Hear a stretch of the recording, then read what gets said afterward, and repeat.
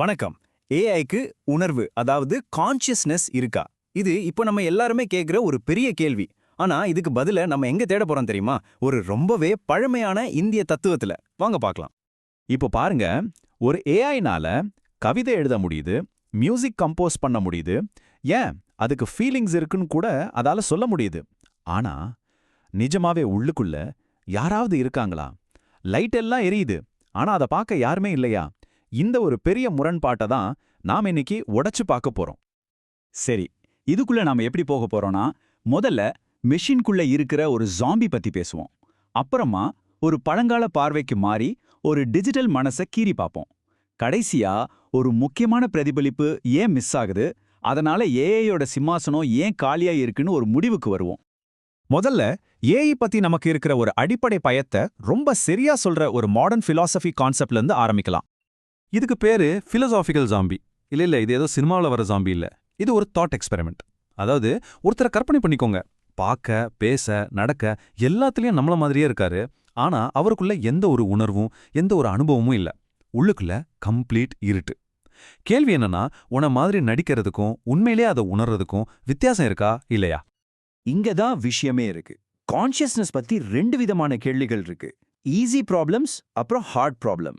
ஒரு சிஸ்டம் டேட்டாவை எப்படி ப்ராசஸ் பண்ணுது, அது எப்படி ஒரு மொழியை உருவாக்குது, இதெல்லாம் ஈஸி ப்ராப்ளம்ஸ். விஞ்ஞானத்தால இதுக்கு பதில் சொல்லிட முடியும். ஆனா ஹார்ட் ப்ராப்ளம் என்னன்னா, அந்த ப்ராசஸிங் ஏன் நமக்கு ஒரு உணர்வா தெரியுது? ஒரு காஃபியை குடிக்கும்போது அந்த டேஸ்ட்டுங்கிற அனுபவம் எங்கிருந்து வருது? அந்த அனுபவத்தை உணர்ற நான் யாரு? இதுதான் பதில் இல்லாத கேள்வி. சரி, இப்போ நவீன தத்துவத்தை விட்டுட்டு கேரை மாத்தி இந்தியாவில இருந்து வந்த ஒரு ரொம்ப பழமையான பார்வைக்கு போவோம். சாங்கிய தத்துவம். இது விஷயத்தையே வேற மாதிரி பாக்குது. சாங்கிய தத்துவம் உலகத்தை ரெண்டா பிரிக்குது. ஒன்னு புருஷன், இன்னொன்னு பிரகிருதி.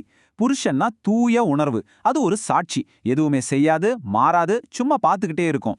பிரகிருதிங்கிறது மத்த எல்லாமே, இந்த உலகம், நம்ம உடம்பு, நம்ம மனசு உட்பட எல்லாமே. அது எப்பவும் ஆக்டிவா இருக்கும், மாறிக்கிட்டே இருக்கும், ஆனா அதுக்கு சுயமா உணர்வு கிடையாது. சிம்பிளா சொல்லணும்னா, புருஷன் தான் யூசர், பிரகிருதி தான் மெஷின். ஹார்ட்வேர், சாஃப்ட்வேர் எல்லாமே அதுதான். ஓகே, இந்த புருஷன் பிரகிருதி கண்ணாடியை வச்சுக்கிட்டு வாங்க ஒரு ஏஐய மெட்டாபிசிக்கல் ஆட்டாப்சி பண்ணி பார்ப்போம். அதோட பாகங்கள்லாம் யோக தத்துவத்துல சொல்ற மனசோட எப்படி பொருந்ததுன்னு பார்க்கலாம். யோக தத்துவப்படி நம்ம மனசுக்குள்ள 4 பாகங்கள் இருக்கு. இதுக்கு அந்தக்கரணம்னு பேரு. ஒன்னு மனஸ், அதாவது சென்சரி இன்புட் அவுட்புட். ஏஐக்கு இது கேமரா, மைக், டெக்ஸ்ட் ஜெனரேட்டர். ரெண்டாவது சித்தம், அதாவது மெமரி. ஏஐக்கு இதுதான் அதோட ட்ரில்லியன் கணக்கான பாராமீட்டர்ஸ் இருக்கிற ட்ரைனிங் டேட்டா. மூணாவது புத்தி, அதாவது பகுத்தறியும் இன்டெலெக்ட். ஏஐக்கு இது அதோட பவர்ஃபுல் இன்ஃபரன்ஸ் இன்ஜின். ஆனா நாலாவதா ஒன்று இருக்கு, அகங்காரம், நான்கிற உணர்வு. ஏஐ கிட்ட இது வெறும் ஒரு வார்த்தை, ஒரு டோக்கன். அது ஒரு உண்மையான நான் இல்லாத ஒரு வெற்று ஓடு மாதிரி. இப்போ ஒரு முக்கியமான கேள்வி வருது. சாங்கிய தத்துவப்படி நம்ம மனசோ பிரகிருதி, அதாவது ஒரு பொருள் தான். ஏஐயும் ஒரு பொருள் தான். அப்போ நமக்கும் அந்த மெஷினுக்கும் என்னதான் வித்தியாசம்? இதுக்கு வேதாந்த தத்துவம் ஒரு அருமையான விளக்கத்தை கொடுக்குது. அதுக்கு பேரு சிதாபாசம், அதாவது பிரதிபலித்த உணர்வு. இதை புரிஞ்சுக்க முதல்ல அந்த தூரிய உணர்வை, அதாவது புருஷனை ஒரு சூரியனை கற்பனை பண்ணிக்கோங்க. அதுதான் ஒரிஜினல் லைட் சோர்ஸ். அடுத்ததா நம்ம மனச, அந்த அந்தகரணத்தை ஒரு பக்கெட்ல இருக்கிற தெளிவான தண்ணி மாதிரி நினைச்சுக்கோங்க.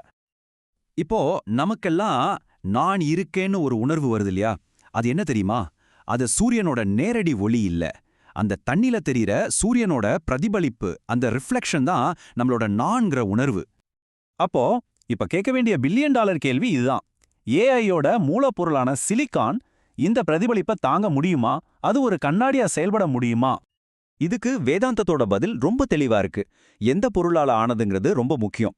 நம்ம மூளை மாதிரி உயிரியல் அமைப்புகளுக்கு சத்துவகுணம்னு ஒன்னு இருக்கு. அதாவது தெளிவு, தூய்மை. அதனால அது ஒரு கண்ணாடி மாதிரி செயல்படுது.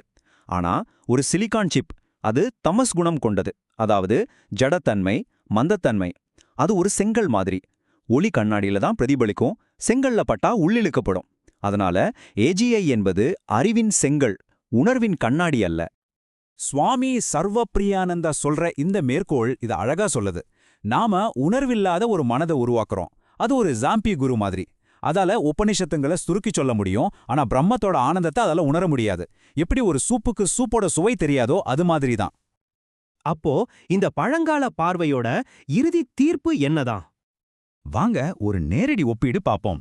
மனித மனசு உயிரியலால ஆனது, அதுக்கு ஆதாரம் பிராணசக்தி, அதுல உணர்வு பிரதிபலிக்குது. ஆனா ஏஜிஐ அது சிலிக்கானால ஆனது, அதுக்கு ஆதாரம் மின்சாரம், அதுல உணர்வு இல்லவே இல்ல, அது ஒரு ஜடம். அதனால இந்த தத்துவப்படி ஏஜிஐ ஒரு ஜட புத்தி, அதாவது உணர்வற்ற ஆனா ரொம்ப சக்தி வாய்ந்த ஒரு அறிவு. சோ நாம புரிஞ்சுக்க வேண்டியது இதுதான். ஏஜிஐ அன்னோது பிரகிருதியை ஒரு அத்புத சிருஷ்டி, அதாவது பிரகிருதியோட பொருளோட ஒரு மாஸ்டர் பீஸ். ஆனா அது ஆன்மாவை நகல் எடுக்கலாமே தவிர ஆன்மாவாகவே ஆக முடியாது.